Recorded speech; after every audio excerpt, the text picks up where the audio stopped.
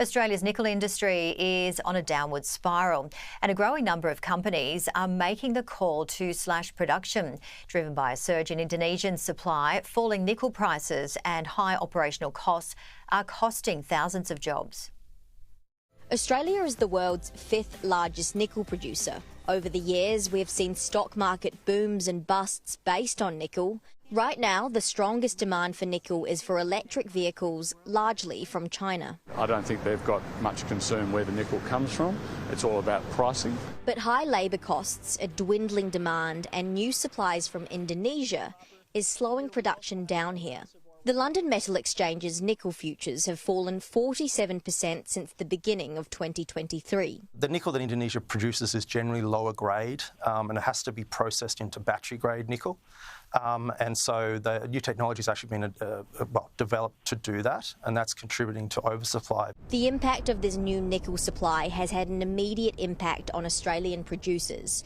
Mines have closed, companies have gone bust. Wyloo Metal says its 2 mines in Kambalda, Western Australia, will enter care and maintenance by May 31. CEO Luca Giacovazzi blames the rapid increase of pollutive nickel, squeezing out clean nickel from Australian producers. Before you've got an oversupply of nickel units in the world, and there's less of a requirement at the moment for that to be green.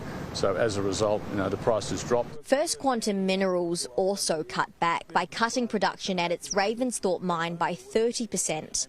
125 of its 420 staff were made redundant. Nickel veteran Peter Harold, who has seen these booms and busts before, feels for the workers and the companies. Unfortunately, when you get an oversupply and a less than expected demand scenario, you are going to have a shakeout. Harold says it's devastating for the workers, but the majority are in a good position to be rehired. There's still a shortage of quality people or experienced people in West Australian mining. Federal Resources Minister Madeleine King met with CEOs of mining companies to find solutions to the problems facing the lithium and nickel industry. But there is one key point that is beyond the ministers and the CEOs' control. The overseas mines they are often competing with have higher ore grades and lower costs. And as prices drop, the local mines have become uncompetitive. Most industry associations and AMEC have been calling for a very long time for the government to cut red tape and to make the Australian regulatory environment more efficient. We want our resources workers to be paid well, and we want their work to be safe, because we want every worker to come home at the end of their swing or the end of their shift. So that is something that is reflected in the pricing of the minerals and resources that we produce in this country, and it is only fair that it's reflected in any international standard that is applied to them. Crystal Wu, Sky News, Perth.